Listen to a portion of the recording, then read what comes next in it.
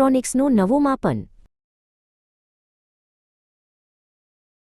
એક સવારે જેઠલાલ તેમની દુકાન ગડા ઇલેક્ટ્રોનિક્સના નવા ગોડાઉનમાં ચિંતિત ઊભા હતા। તેમણે જમીન પર સમાંતર બાજુ ચતુષ્કોણ પેરેલેલોગ્રામ આકારની લાદીઓ બેસાડવી હતી। જેઠલાલે વિચાર્યું, આનું ક્ષેત્રફળ કેવી રીતે શોધવું? પછી તેમને યાદ આવ્યું કે સમાંતર બાજુ ચતુષ્કોણનું ક્ષેત્રફળ એટલે પાયો ગુણ્યા વેધ। તેમણે તરત જ પાયા અને ઊંચાઈનું માપ લીધું અને જરૂરી લાદીઓની ગણતરી કરી લીધી। એટલામાં દયા ત્યાં આવી પહોંચી। તેણે ખૂણામાં એક ખાસ આકારની જગ્યા જોઈ જે સમલંબ ચતુષ્કોણ ટ્રાપેઝિયમ જેવી હતી। દયાએ પૂછ્યું, ટપ્પુના પપ્પા, આ ખૂણામાં શોકેસ બનાવવા કેટલી જગ્યા રોકાશે? જેઠલાલે સ્મિત સાથે સમજાવ્યું, દયા, આ સમલંબ ચતુષ્કોણ છે। તેનું ક્ષેત્રફળ શોધવા માટે આપણે તેની બે સમાંતર બાજુઓનો સરવાળો કરીશું, તેને ઊંચાઈ સાથે ગુણીશું અને પછી અડધું કરી દઈશું, એટલે કે અડધું ગુણ્યા a વત્તા b ગુણ્યા h।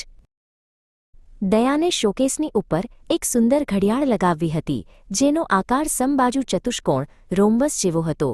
દયાએ હરખાઈને કહ્યું, જુઓ, આ હીરા જેવો આકાર કેટલો સરસ લાગે છે।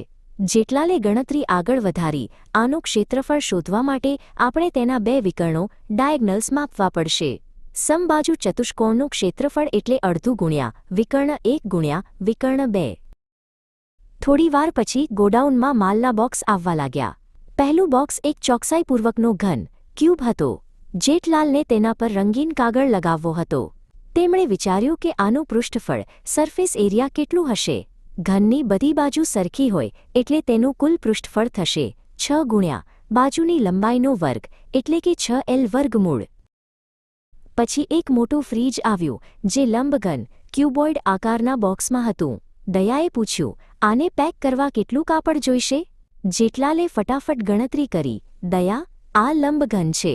આનું કુલ પૃષ્ઠફળ શોધવા માટે આપણે 2 ગુણ્યા લંબાઈ ગુણ્યા પહોળાઈ વત્તા પહોળાઈ ગુણ્યા ઊંચાઈ વત્તા ઊંચાઈ ગુણ્યા લંબાઈ એટલે કે 2 પાઉન્ડ વત્તા bh વત્તા hl સૂત્ર વાપરવું પડશે। જેઠલાલે હવે એ જોવાનું હતું કે ગોડાઉનમાં કેટલા બોક્સ સમાશે। આ માટે તેમણે ઘનફળ વોલ્યુમ સમજવું જરૂરી હતું।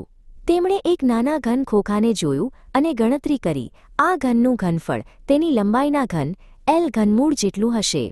જેટલું વધારે ઘનફળ એટલી વધારે વસ્તુઓ અંદર સમાઈ શકશે।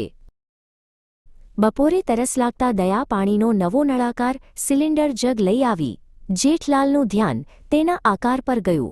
તેમણે વિચાર્યું કે આ નળાકાર જગને બહારથી સ્ટીકર લગાવવું હોય તો તેનું પૃષ્ઠફળ કેટલું થાય? તેમણે યાદ કર્યું, નળાકારનું કુલ પૃષ્ઠફળ 2πr વત્તા h થાય, જ્યાં r ત્રિજ્યા અને h તેની ઊંચાઈ છે। પણ આ જગમાં પાણી કેટલું સમાશે? દયાએ કુતૂહલથી પૂછ્યું। જેઠલાલે હસીને જવાબ આપ્યો, એ માટે આપણે તેનું ઘનફળ શોધવું પડે। નળાકારનું ઘનફળ એટલે પાયાનું ક્ષેત્રફળ ગુણ્યા ઊંચાઈ એટલે કે πr વર્ગમૂળ h। જેટલું વધારે ઘનફળ એટલું વધારે પાણી। સાંજ પડતા જેઠલાલે બધી ગણતરીઓ પૂરી કરી લીધી હતી। તેમને સંતોષ હતો કે ગણિતના માપન પ્રકરણની મદદથી તેમણે ગોડાઉનનું આયોજન બરાબર કર્યું છે। તેમણે પોતાની ડાયરીમાં બધી વિગતો નોંધી લીધી અને વિચાર્યું કે હવે દુકાનનું બધું કામ ગણતરી મુજબ જ થશે। બીજે દિવસે નવી દુકાન તૈયાર થઈ ગઈ। બધી વસ્તુઓ ચોક્કસ માપ મુજબ ગોઠવાયેલી હતી। દયાએ ખુશ થઈને કહ્યું, વાહ ટપ્પુના પપ્પા, માપન શીખ્યા પછી તો તમે એન્જિનિયર બની ગયા। જેઠલાલ ગર્વથી હસ્યા અને બોલ્યા, ગણિત હોય સાથે તો ચિંતા શાને? અને ગડા ઇલેક્ટ્રોનિક્સમાં ગ્રાહકોની ભીડ જામી ગઈ।